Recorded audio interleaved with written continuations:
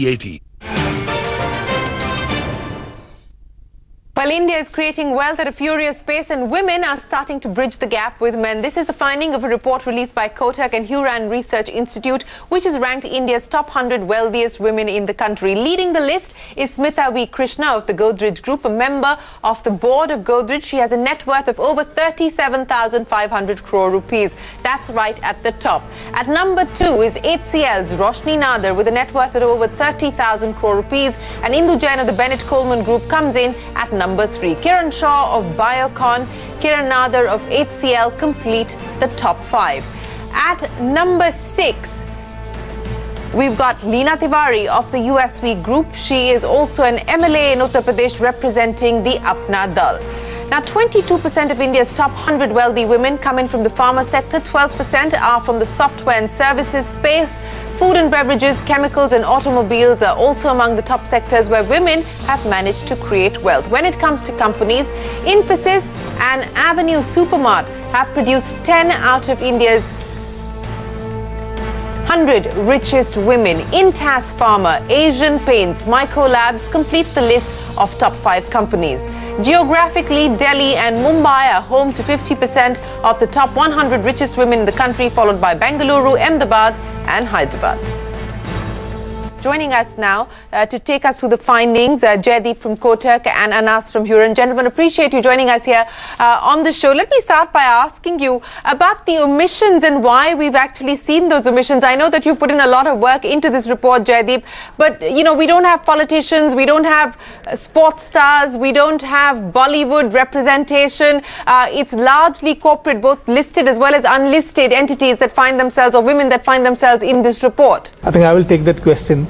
When we value the net worth of individuals in the report, we only go by verifiable data that is valid. So we might have missed a few individuals. What I normally say is, for every one person who we identified, we probably miss another one. So the actual list, the size of the list should be probably 200 or 300.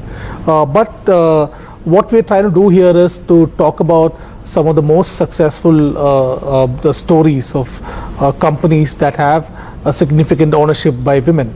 You know, what I always say is, you know, creating wealth is fantastic, but when it's created transparently, it gives a lot of respect. So we've tried to create an inaugural list. Maybe next year we would expand it and possibly look at more such companies or entrepreneurs who we have missed. But this is the inaugural list, and this is the we looked at verifiable data that is valid legally. Understood. So let me then ask you, you know, what is the gap that you're seeing between women who have inherited wealth on account of being part of the promoter family, etc., and self-made women, so women entrepreneurs? What's the gap in this list today, and where do you see that headed over the next few years? I think when we started the India Rich List, as you rightly mentioned, when you open the conversation, when we started the India Rich List about 5 years back, we could only find 4 women in the India Rich List. Put self-made and inherited put together, from possibly 1 self-made and 3 inherited. But from there, we've expanded to possibly 100 to 120, which would be in the latest list that we'll put out in India Rich List that we'll put out in a month's time or a couple of months' time.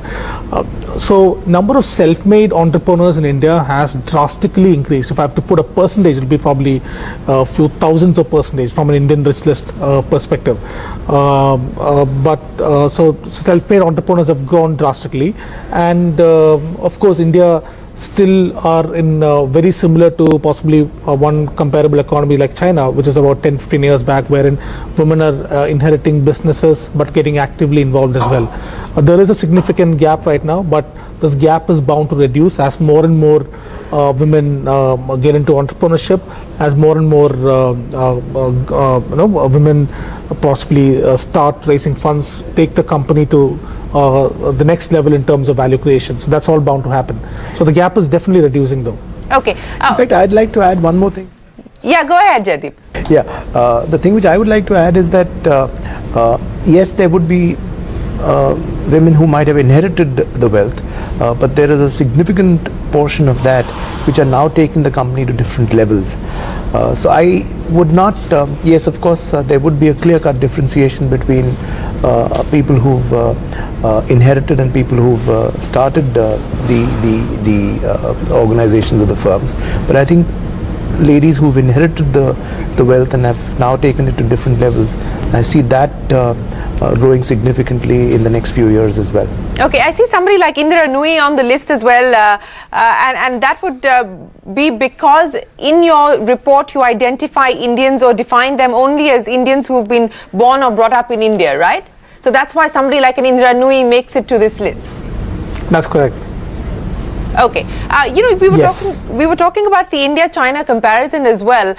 What's the picture like as far as China is concerned today? And we were talking about the gap in India between inherited wealth as well as women entrepreneurs. You know, what's the comparison if you make that comparison with China today? I will probably add on a couple of more statistics than just talking about inherited and self-made, because that story is going to change anyway for sure. From a China rich list